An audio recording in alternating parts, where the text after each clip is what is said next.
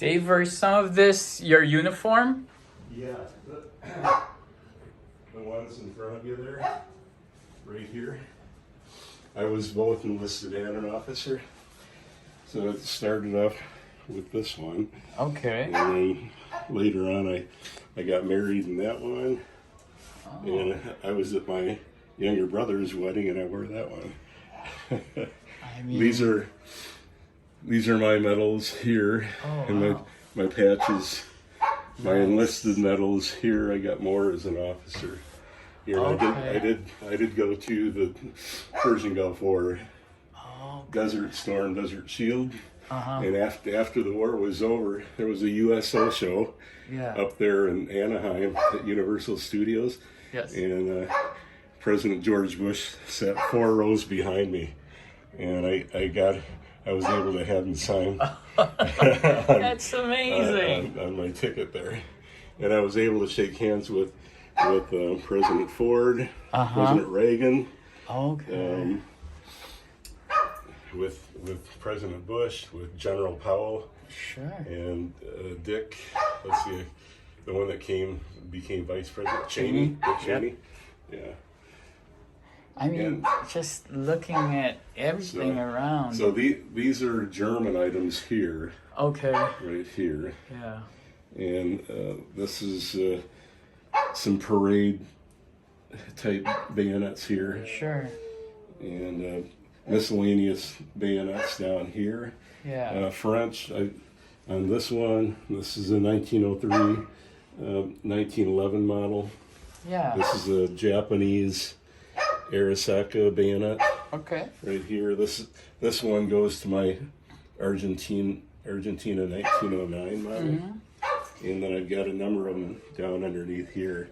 So I guess the question is, which one would you say would be the very first item that kind of made you decide to put this all together as a collection? I saw my grandfather's World War I uniform, which is similar to this. Okay. Right here. I saw a number of his uniform items scattered on a bed that he had pulled out of a closet. So he had like the helmet, and gas mask. Mm-hmm. He was a gas mask instructor here before the guys were shipped off to overseas. So he actually came down with appendicitis, and then followed by pneumonia. So that held him over from getting sent overseas until the armistice ended up getting signed. Sure. So this is a grenade pouch. I bought that one at an antique store. Yeah. And this is an Italian World War II helmet. And then this may be post World War II, but that's a cotton cap Italian. Okay. This is a copy of the Flying Tigers leather jacket with the patches. It's made by the same company that made the original ones back in 1942. Yeah. Gibson and Barnes from San Diego, California. Sure. And officer's cap, enlisted cap. This is an officer's tunic, Eisenhower style jacket. And this is medical corps right here. Oh, cool. And then the cap is actually from Corregidor in the Philippines, from an officer that was at Corregidor. Sure. This is a World War I helmet, but I wasn't in the greatest shape. I sanded it down and repainted it, and ended up devaluing it by doing that. But it looks nicer. And I mean, for a display now, it looks better. And this is a World War II model. Yeah. They didn't have the spikes here. I see. And then these are various collar devices and medals and shoulder boards from World War II. Now this one here. That's very neat. This one's actually a reproduction of the Prussian style hat that they wore in World War I. So this one is not an original. Right here. And the shoulder boards here are not original either. Those are reproduction. But the rest of it is original. This is American Pacific Theater. and they wore a helmet similar to what they wore in World War One. Okay. Until they got replaced in about 1942 or 1943 with the newer helmet. Sure. And miscellaneous ribbons, medals, coins, and such from that theater. Down here, this is European theater. Down here with medals and like a medic armband and canteen and other things from that era. Wow, that's awesome. This is a World War One collection, a money belt. This is a cap, but I think somebody toyed with it and made it a 4-star general cap. But the officers' caps were a little bit finer quality than this one. Sure. And I think somebody after World War One happened to add that in there. Okay. This is a Russian set. This is post World War II, probably from the 1960s or 1970s. Mainly from tank officers there, and then medals from Russia. I don't know exactly what those indicate. And these are emblems that were propaganda type emblems for the Russians. These are World War II medals. Right here, the World War II Victory Medal, the European Theater Medal, the Pacific Asiatic Theater Medal, the Home Defense Medal in the U.S. And then this one was, I'm trying to think right now, I can't remember the name of that one, but that was like right around the time period of 1940 to 1941, and when the war first began. I think it's called the American Defense Medal right there.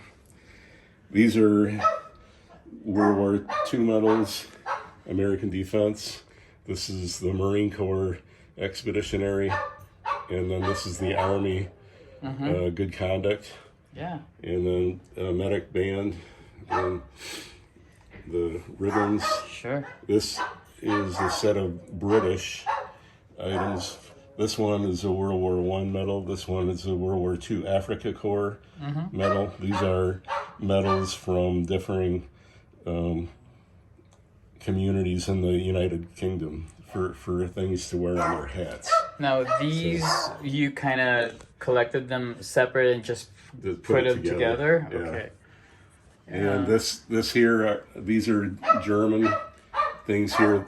The top one is a reproduction American bombing crew type thing, and kind of cute putting a bomb down on this. Now these are firemen, shoulder boards and collar devices, and a sleeve device that goes here. Sure. And then this is a railroad officer collar tab from German.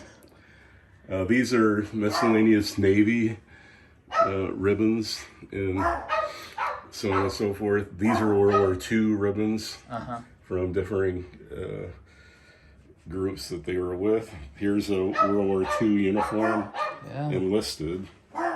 And this is a World War I uniform, enlisted also. But the difference is of this to this. This is a 1911 cotton version, and it was in great shape when I found it. So okay. I've got that, and the big red one they were assigned to there.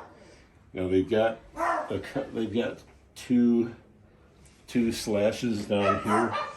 They had a slash for 6 months of service, so this person would have spent a year over there. Okay, nice. And this is an officer jacket right here. It's got the gold buttons.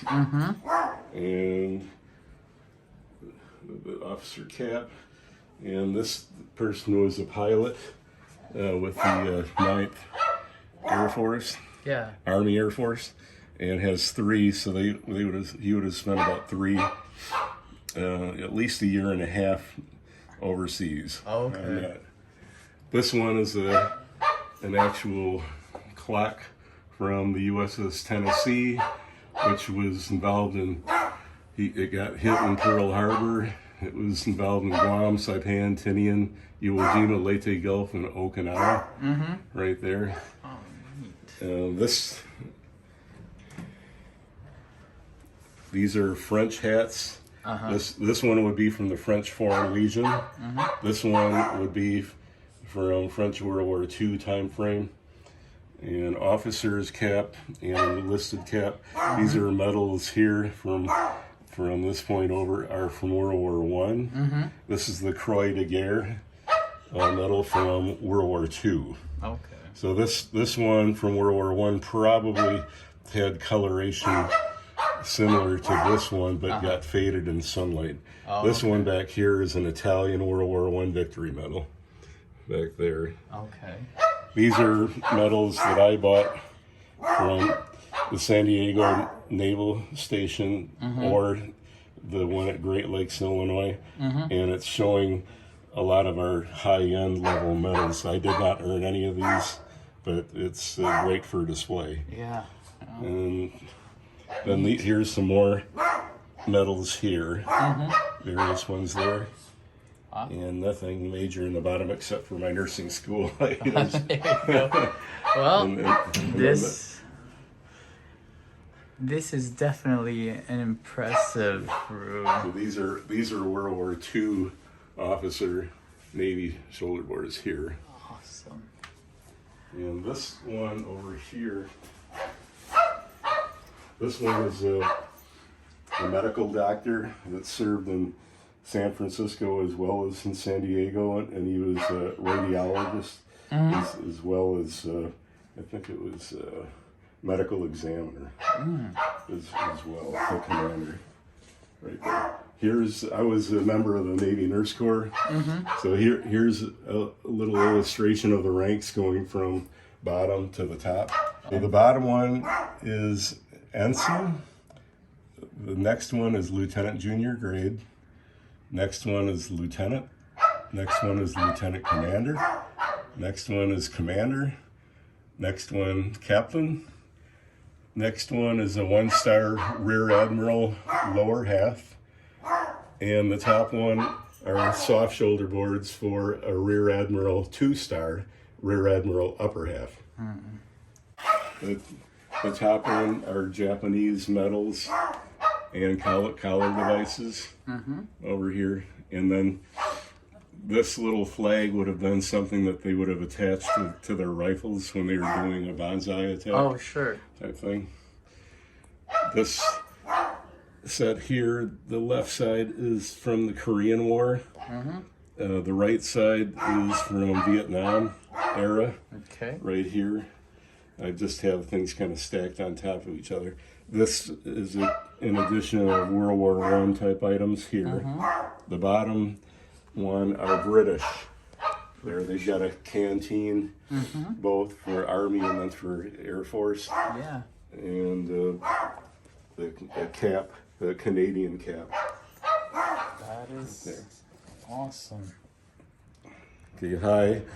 This one is a .22 caliber rifle made to be patterned after the M1 carbine, and it was made by a company in Germany, previously in West Germany, previously to the wall coming down, and it's no longer in production, but it's not an exact copy, but it's a fairly close copy in many details to the original, and I believe it has a 10-shot clip.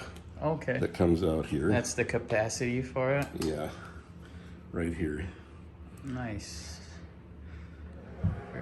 How many magazines do you have for this one? Just this one. That one, okay. Just cool. one. Sure. So 10 round mag, and look at that. Very nice. This is a 1903 A3 Springfield rifle. It has a two-groove barreling on it, whereas the World War I models had 4 grooves. And the sights are different. They lowered the hand grip region over here on this rifle, and they made the sight simpler to operate. And this was the model that was used in World War II up until probably about 1942 maybe early 1943, mostly in the Pacific Theater. You know, this particular one was refurbished by another armory company, and they put the tone, the grayish tone finish on here, and kept the other parts black. That gray finish looks great on that wood, but also having some black parts to it. It really stands out too. How's the action on that one? It's pretty smooth. Now with this one, it's not like the other one. If you move all the way back, it catches. Okay, so you have to. So if your last cartridge is spent, it'll come up to the stop position here, and you can't move your bolt. So you would have to put more cartridges in here. Gotcha. And I believe it has a 5 cartridge capacity. Okay. And it fires 30-06. 30-06. So you can feel this one. It's a little bit lighter. Okay, this one here is a Yugoslavian M48 Mauser. It was the last of the Mauser series.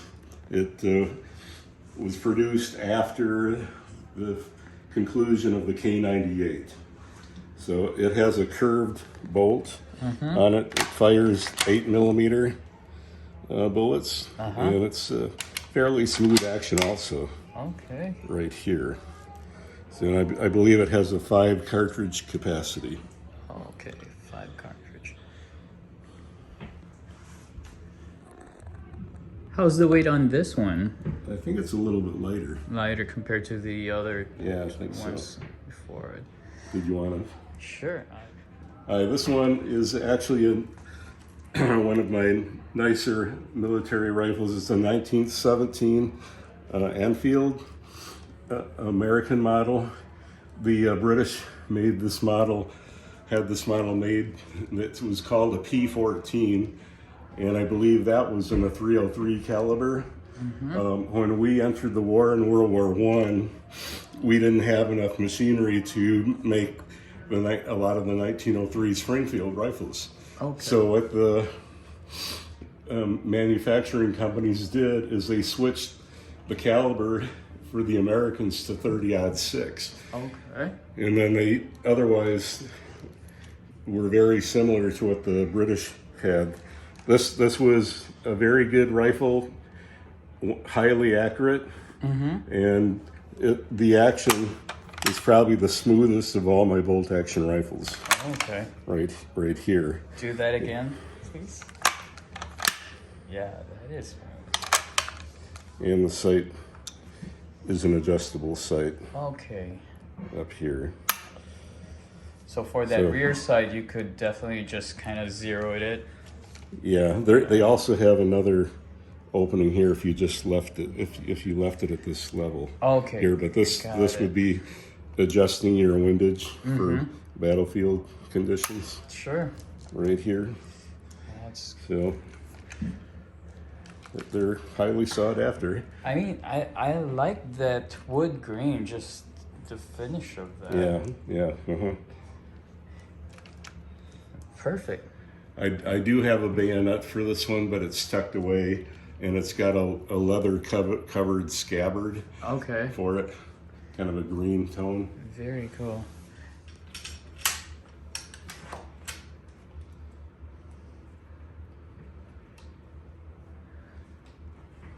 Okay.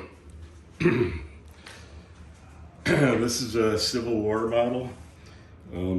It's a Peabody's patent from July 22nd, 1862. And it was one of the first guns that loaded from the rear. Over here, it's a single shot. Okay. And I believe it's a 45 caliber. And one of the British rifles from the same time period is actually a copy of this. And there was possibly a copyright infringement, and it turned out to be one of the most valuable rifles in the British arsenal. from the 1800s. Oh, so right. that's I believe it's the Henry Martini rifle. Any markings on it? They've got, you can barely see it here. Let's see. Oh, it's on this side. Okay, let's see.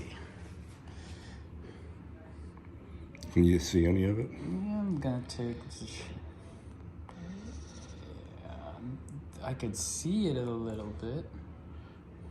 Oh, there you go. That's a good angle right there. Okay. There you go. Very cool. Oh, look at that. So do you store them separate? I put them So that- together, kind of. Okay. So this is a 1909 Argentina Mauser with the Argentine crest. It has a straight bolt. They didn't do the curved bolt until about the time that they did the K98 in World War II. So, and it's high quality stainless steel and metal parts. It's one of the rifles that is highly sought after for sportizing. So that's about it for this one.